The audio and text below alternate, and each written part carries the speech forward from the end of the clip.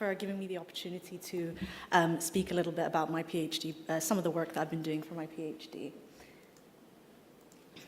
So I won't go into details, too many details on this particular slide because you all already know the statistics. But the main point I wanted to make was that the response to the current immune checkpoint inhibitors that we have for cholangiocarcinoma remain very poor, unfortunately. However, there is current evidence in the literature and also from some work that we've done, that my colleagues have done in our lab, that there's an enrichment of these immunosuppressive myeloid cells and excluded or exhausted cytotoxic T cells in the cholangiotumor microenvironment, which is contributing to this resistance to ICIs that we see in the majority of patients. So, dual targeting of immunosuppressive tumor-associated macrophages and myeloid-derived suppressor cells was actually found to enhance anti-PD-1 therapy in murine cholangio models.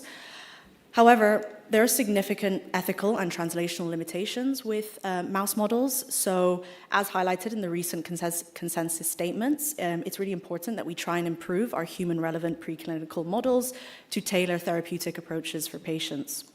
So this leads me on to the aim of my project, which is to essentially try and apply some of these immunomodulatory strategies to try and enhance immunotherapy response using human-relevant in vitro and ex vivo models.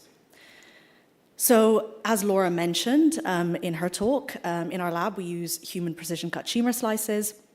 Essentially, these are 3D tissue explants derived from human tissue or tumor, and they can maintain tissue architecture, tumor morphology, and immune components of the tumor microenvironment for up to 15 days in culture in our lab. So essentially what happens is we receive a fresh tumor specimen, and this is cored into these 5 millimeter diameter cores. And then using our live tissue microtome, we section these cores into 250 micron thick slices, and then these are cultured ex vivo in normoxic conditions on an organotypic insert. And then we can go on to do various different things with the slices, as I'll show in the next few slides. So, having established this model in the lab, we wanted to also see whether the tissue slices were actually treatment responsive. So as you can see here, after 48 hours of treatment with staurosporin, which is a protein kinase C inhibitor, what we saw was a dose-dependent decrease in cell viability of these tissue slices, alongside a corresponding increase in the expression of cleaved caspase-3, which is a marker of cell death, essentially. So what this shows is that these slices are pharmacologically responsive. So what we also wanted to do was we performed some proof of concept preliminary treatments of the tissue slices with pembrolizumab and durvalumab. And what we found was after 72 hours of treatment, these ICIs induced dose-dependent and gene-specific transcriptional changes, for example, altered expression of various pro-inflammatory cytokines such as TNF-alpha when compared to matched IgG controls. So what this shows is that there seems to be modulation of inflammatory and immune signaling pathways in response to treatment in these slices. So together, these findings basically suggest that these slices could be a really useful platform for pharmacological and immunotherapy studies too. So what we also wanted to see was whether we could try and immune augment the tissue slices using autologous peripheral blood mononuclear cells from the same donor. And what we found was we CFSE label our PBMCs. So this is the green dots are the PBMCs that have been labeled with a green dye. And what we found was that these PBMCs, these exogenous immune cells, are able to efficiently infiltrate and persist within the tissue slices for up to 6 days in ex vivo culture. And what we also wanted to do was we wanted to try and develop a quantitative framework for actually assessing immune cell migration in the tissue slices and measuring that. So using an Imaris and Fiji image analysis pipeline, these are softwares that use 3D reconstruction and spot-to-surface analysis, we were able to actually measure PBMC infiltration depth and spatial distribution in the tissue slices of these exogenous immune cells. And essentially, this is a framework that we can use to assess infiltration of exogenous immune cells within 3D human tumor architecture. And it can be used for things like evaluating treatment-induced changes in immune migration, for example. And sorry, as you can see here in this example, the majority of the PBMCs are found below the tissue surface, which is represented at 0, which shows that there's true tissue entry and they're not just getting stuck on the surface of the tissue slice. So in parallel, what I've also been doing is developing a cholangio-conditioned tumor-associated macrophage or myeloid-derived suppressor cell and cytotoxic T-cell co-culture model. And this is basically to try and assess the effect of various TAM and MDSC immunomodulators on not only the myeloid cells themselves, but on subsequent CD8 T-cell responses as well, including things like activation, proliferation, and function of the T-cells. So how I do this is I have PBMC-derived monocytes, and these are differentiated for around 6 days into the 2 different cell types using specific cytokine cocktails. And this is done in cholangio tumor-conditioned medium, generated from either intrahepatic cholangio slices or from an intrahepatic cholangio cell line. And this is essentially to try and mimic the tumor microenvironment of cholangio. So what I do next is isolate autologous CD8 T cells, and then these are co-cultured with the myeloid cells. You can perform various drug treatments, immunomodulate the TAMs and MDSCs, and then downstream analyze to look at these various T cell functional readouts.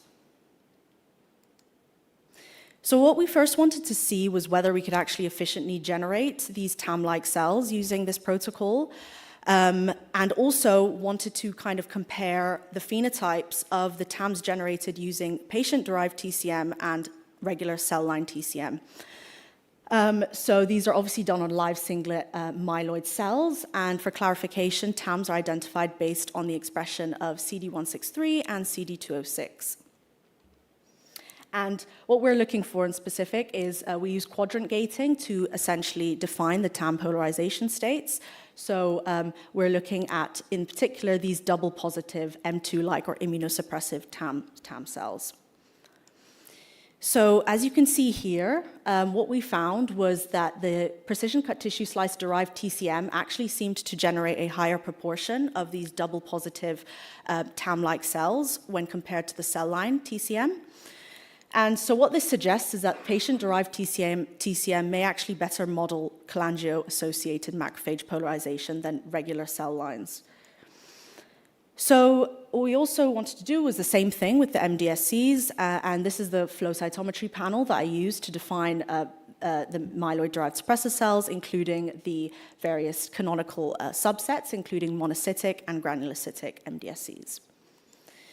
So again, what we found was that patient-derived TCM seemed to generate a dominant CD14 positive, CD15 positive MDSC-like population, indicating distinct myeloid polarization, whereas the cell line TCM produced more of a heterogeneous or mixed phenotype, similar to what was seen in the media controls. So again, patient-derived TCM may provide improved modeling of cholangio-associated myeloid differentiation. So in conclusion, tissue slices are a viable treatment-responsive ex vivo model for drug testing. Proof of concept preliminary studies using ICIs show that they induce measurable transcriptional responses in tissue slices, demonstrating that they can be immunologically manipulated ex vivo. Autologous PBMCs can actually infiltrate into the tissue slices, enabling studies using exogenous immune migration and things like adoptive cell therapy studies such as CAR T cell therapy. Precision-cut tissue slice-derived TCM promoted stronger TAM polarization and a distinct MDSC-like phenotype compared to the cell lines, which shows us that patient-derived models actually recapitulate complex cholangiotumor microenvironment a lot better. And overall, these complementary human-relevant in vitro and ex vivo platforms could provide a more translational strategy to improve immunotherapy in cholangio. So some future work that I'm planning is to validate the immunosuppressive capacity of these TAMs and MDSCs using flow cytometry. And I also would like to do some secretome analysis of the patient-derived TCM to compare it with that of the cell line TCM and see what specific cytokines could actually be driving this altered phenotype of the differentiated TAMs and MDSCs. Then I hope to test these candidate immunomodulators in the co-cultures and then try to translate this in the ex vivo model. And also using the PBMC migration assay to assess some treatment-induced changes, and last but not least, to actually try and test the ICIs in immune-augmented tissue slices to actually see if there's improved immunotherapy response using this strategy. So I just want to say thank you very much for listening, and a big thank you to the patients that have generously donated the samples that make this work possible. Thank you.